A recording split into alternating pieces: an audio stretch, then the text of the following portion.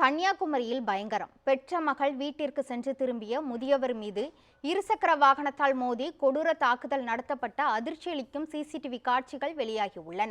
கன்னியாகுமரி மாவட்டத்தில் சட்ட ஒழுங்கை சீர்குலைக்கும் வகையில் நடந்து கொள்பவர்கள் மீது எந்தவிதமான நடவடிக்கைகளும் எடுக்கப்படுவதில்லை என பொதுமக்கள் குற்றம் சாட்டியுள்ளனர்.